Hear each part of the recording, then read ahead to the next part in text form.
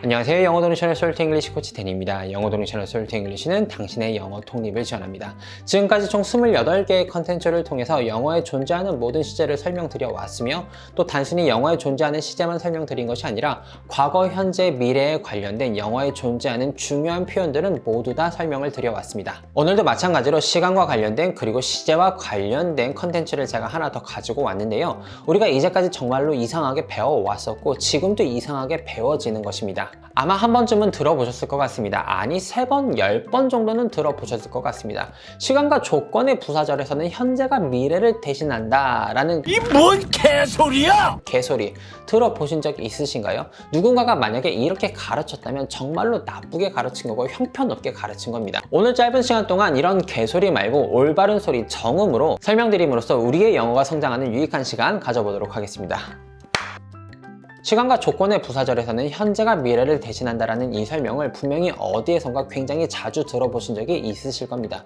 사실 이 시간과 조건의 부사절에서는 현재가 미래를 대신한다라는 이 설명은 우리의 영어 실력을 늘려주는 설명이라기보다는 시험에서 문제 한 문제 더 맞추라고 해주는 설명이라고 그냥 생각해 주시고 이제부터는 잊어버리시면 되겠습니다. 우리의 영어 실력을 늘리고 싶으시다면요. 바로 예를 한번 들어보도록 하겠습니다. 지금 한 여자가 기차에서 전화통화를 하고 있습니다.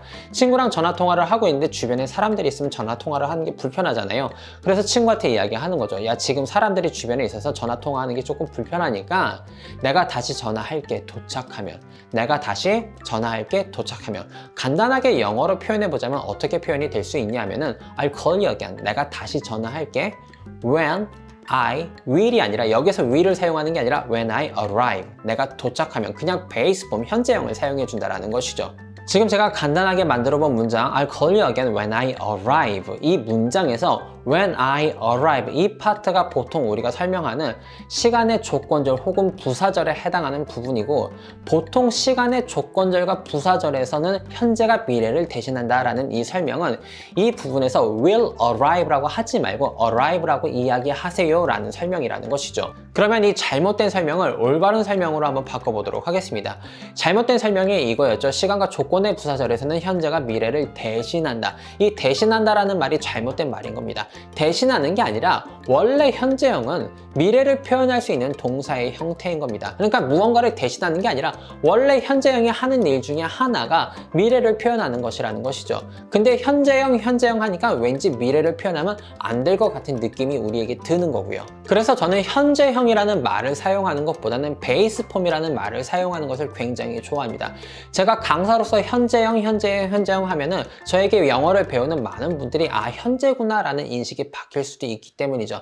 그래서 현재형이라는 말 대신에 베이스 폼이라는 말을 설명드리고 이 베이스 폼이라는 동사의 형태는 현재만을 표현하는 동사의 형태가 아니라 과거, 현재, 미래를 아울러서 표현하는 동사의 형태고 그 중에서 현재만 찍어서 표현할 수도 있지만은 미래만 찍어서 표현할 수도 혹은 가끔은 과거까지도 그냥 과거만 표현할 수 있는 동사의 형태가 바로 이 베이스 폼이라는 거고 그걸 우리가 우리나라 레퍼런스에서는 보통 현재형이라고 표현하는 겁니다. 그러니까 이 현재형이라는 용어를 들으셨을 때 현재에 국한된 사고를 하시면 안 된다라고 보통 많이 설명을 드리죠.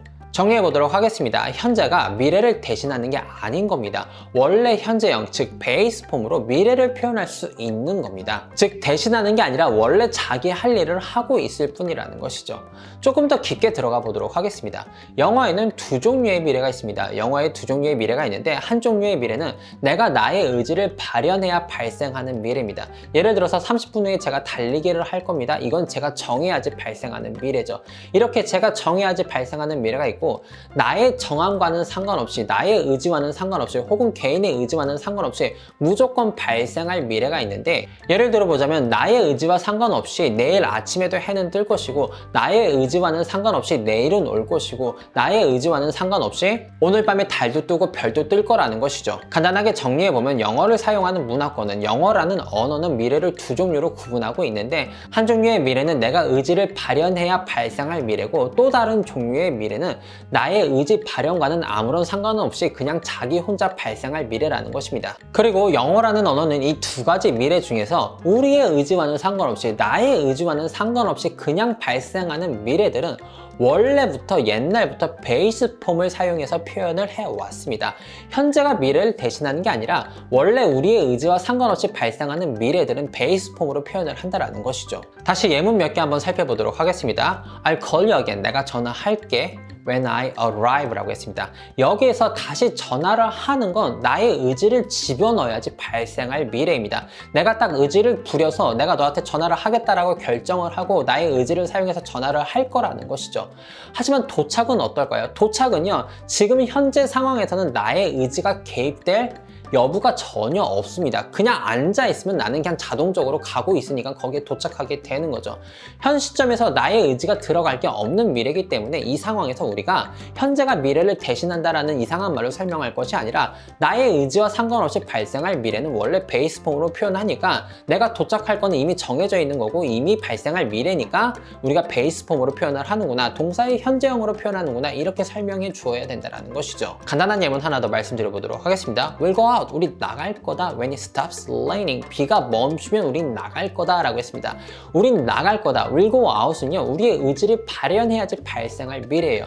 하지만 비가 멈추는 건요, 우리의 의지와 상관없이, 나의 의지와 상관없이 시간이 지나면 어쨌든 언제가 될지는 모르지만 발생할 미래라는 것이죠.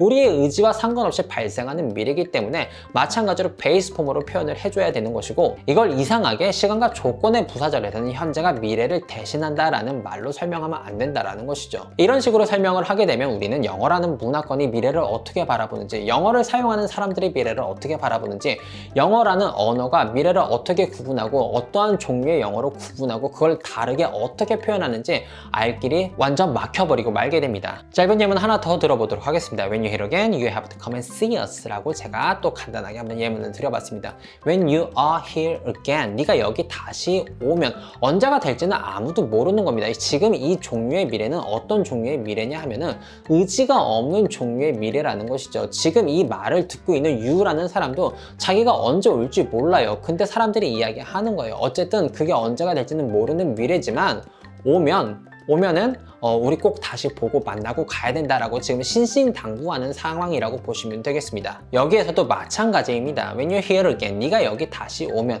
언제 올지는 아무도 모르는 겁니다. 아무도 모르는 미래니까 당연히 우리는 의지를 집어넣을 수도 없죠. 이렇게 의지를 발현하지 않아도 뭐 언젠가는 모르겠지만 발생할 것 같은 그런 미래에 대해서 표현을 할 때는 우리는 베이스 폼으로 표현을 해준다라는 것입니다. 마지막 예문 하나만 짧게 더 드려보도록 하겠습니다. Don't forget to lock the door. 문 잠그는 거 잊어버리지 마. When you go out, 너 나갈 때 when you will go out이라고 하지 않고 그냥 when you go out이라고 표현을 하는데요. 이 예문은 이렇게 이해해 주시면 되겠습니다. 지금 시점을 기준으로 했을 때 이미 나가는 게 정해져 있는 상황인 거죠. 이미 나가는 게 정해져 있는 상황이니까 내가 나가겠어 라고 주어의 의지가 발현되는 게 아니잖아요. 자연스럽게 우리가 will을 사용하는 것이 아니라 그냥 베이스 폼으로 표현해 주시면 되겠습니다. 주어의 의지와 상관없이 발생할 미래니까요. 짧게 정리해 보도록 하겠습니다. 시간과 조건의 부사절에서는 현재가 미래를 대신한다 라는 이 설명은 시험에서 문제 하나 더 맞추라는 설명이었던 거고, 우리의 영어 실력과는 아무런 상관도 없는 설명이 되겠습니다. 우리의 영어 실력이 성장하려면 원어민들이 미래를 어떻게 바라보는지, 어떠한 종류의 미래로 구분하는지를 알아야 되고, 그 중에서도 주어진 상황 안에서 우리의 의지와 상관없이 그냥 자연스럽게 발생할 미래는 영어는 will 같은 표현을 사용하지 않고 베이스 폼으로 표현하더라 라고 이해해 주시면 되겠습니다. 이어서 시간과 조건의 부사절에서 have pp 폼을 사용하는 경우와 base 폼을 사용하는 경우의 차이점에 대해서 한번 설명드려 보도록 하겠습니다. 상황을 한번 그려보도록 하겠습니다. 아이들이 저녁상에 둘러 앉아 있습니다. 저녁상에 둘러 앉아 있고 이날따라 엄마가 맛있는 음식을 너무 많이 했는데 아이들이 침만 질질 흘리고 밥은 먹지 않고 기다리고 있는 겁니다. 왜냐하면 아빠가 한마디 했기 때문이죠. 기다려. 아빠가 할머니한테 전화하면 너희들은 밥을 먹는 거야. 기다려. 아빠가 할머니한테 전화하면 너희들은 밥을 먹는 거야. 간단하게 영어로 한번 표현을 해보자면 When I call grandma, you will have dinner라고 간단하게 표현해 볼 수 있겠습니다. 그리고 아빠가 말한 대로 아빠가 할머니에게 전화를 했고 할머니에게 전화를 하자 아이들이 밥을 먹기 시작합니다. 지금은 이런 그림을 떠올리시면 됩니다. 아빠는 할머니한테 전화를 했고 할머니가 전화를 받자 전화했니? 라고 하니 전화 통화가 연결이 됐잖아요. 전화하고 그 다음에 아이들이 막 밥을 먹기 시작한 거죠. 아빠는 여전히 전화를 하고 있고 아이들은 밥을 먹기 시작했으니까 전화와 아이들의 식사는 지금 동시에 진행되고 있는 모습을 상상해 보시면 되겠습니다. 지금 드리고 싶은 설명은 이런 설명입니다. 우리의 삶 속에서 A라는 이벤트가 있고 이 A라는 이벤트가 끝나고 그 다음 이벤트가 발생하는 경우도 굉장히 많이 있습니다. 예를 들어서 When I get there, 내가 거기 도착하면 I will call you, 내가 너한테 전화할게. 도착하고 그 다음에 전화하는 거죠. 하지만 지금 주어진 상황에서는 전화를 했고 전화가 끝나지 않았지만 전화가 계속해서 이어지고 있는 상황에서 아이들은 밥을 먹기 시작했다라는 것이죠. 계속해서 상황을 이어가 보도록 하겠습니다. 아빠가 이 모습을 보니까 어이가 없는 겁니다. 아빠의 의도와 아이들이 이해한 의도가 완전히 달랐던 거죠. 아빠의 의도는 무엇이었냐면은 야, 아빠가 할머니한테 전화하면 이제 밥 먹는 거다. 이 말의 의도가 아빠가 할머니한테 전화하고 할머니한테 인사하고 전화 끊으면은 아이들이랑 같이 이제 밥을 먹기 시작하려고 한 건데 아이들의 이해는 무엇이었냐면은 아빠가 할머니한테 전화하면 밥 먹는 거다. 그럼 전화했으니까 밥 먹는 거였죠. 아이들의 의도는. 그래서 아빠가 자신의 의도를 잘 전달하기 위해서 우리나라 말로 이렇게 말을 해봅니다. 아빠가 할머니한테 전화 다 하면 그 다음에 끊고 아빠랑 같이 밥 먹는 거야. 이 말인즉슨 아빠가 할머니한테 전화를 하고 전화가 걸리면 밥을 먹기 시작하라는 게 아니라 아빠가 할머니한테 전화하고 인사드리고 어머님도 좋은 저녁 보내세요 하고 전화 딱 끊으면 같이 밥을 먹자라는 뜻이죠. 간단하게 영어로 한번 표현을 해보자면 이번에는 When I call grandma가 아니라 When I have called grandma, have pp를 사용해 주셔야 됩니다. We will have dinner together. 우리는 다 같이 저녁을 먹을 거다. 그 다음에 이렇게 이제 한번 표현해 볼 수 있겠죠. 정리해 보도록 하겠습니다. When I call grandma, you will have dinner 라고 표현을 한다면 전화를 하고 전화가 걸리자마자 밥을 먹어도 상관없을 수도 있는 상황이라는 것이고 When I have called grandma 라고 have pp로 표현을 한다면 전화를 하고 전화를 끊고 나서야 우리가 이제 저녁을 먹겠다라는 차이점이 존재한다라는 것이죠.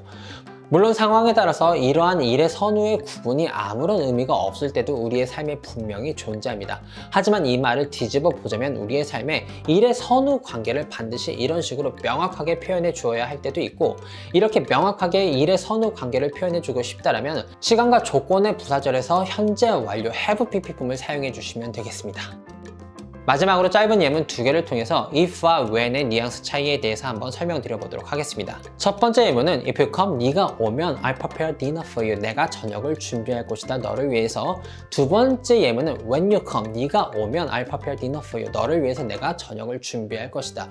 우리가 when이라는 단어를 마주할 때 뭐뭐 할 때라고 생각하는 경우가 굉장히 많지만 사실 뭐뭐 할 때보다 뭐뭐 하면이라는 해석이 훨씬 더 자연스럽고 원어민들이 표현하고 싶었던 그 뉘앙스에 정확하게 부합할 때가 더 많습니다. 아무튼 이 if와 when을 전부 다 뭐뭐 하면이라고 번역을 한다면 우리나라 말로 아무런 차이가 없잖아요. 네가 오면 내가 저녁을 준비할게. 네가 오면 내가 저녁을 준비할게. 아무런 차이가 없단 말이죠. 하지만 if를 사용하느냐 when을 사용하느냐에 따라서 상황의 차이가 조금 있는데요. if를 사용할 때는 어떤 상황에서 사용하는 것이냐 하면 너가 올지 안 올지 지금 우리가 모르는 상황이라고 생각해 주시면 되겠습니다. 50%의 확률을 가지고 네가 올 수도 있고 안 올 수도 있는 상황인데 만약에 네가 온다면 내가 저녁을 준비할게가 if의 뉘앙스라고 생각해 주시면 되겠고 when의 뉘앙스는 이미 주어진 상황 안에서 너가 올 게 정해져 있는 상황인 겁니다. 너가 올 게 분명히 이미 픽스되어 있는 상황이고 정해져 있는 상황이어서 네가 몇 시에 올지는 모르겠지만 일단 오면은 그 다음에 내가 저녁 준비할게. 그러니까 저녁 먹지 말고 와 라고 지금 이야기하는 상황이라고 생각해 주시면 되겠습니다. 짧은 시간 동안 시간과 조건의 부사절에서 왜 현재가 미래를 표현할 수 있는지에 대해서 설명드려봤습니다. 원래 현재형, 즉 베이스 폼이 미래를 표현할 수 있는 동사의 형태였었다라는 설명을 드렸고요. 그리고 이어서 시간과 조건의 부사절에서 우리가 현재 완료형 have pp 폼을 사용하느냐 아니면 현재형 베이스 폼을 사용하느냐에 따라서 일의 선후 관계 구분이 어떻게 표현되어질 수 있는지에 대해서도 설명드려봤습니다. have pp 폼을 사용한다면 한 가지 일을 완전히 마무리하고 그 다음 일을 한다라는 개념이라면 베이스 폼 같은 경우에는 한 가지 일이 다 끝나지 않아도 그 다음 일이 계속해서 연이어서 발생할 수도 있다라는 것이죠.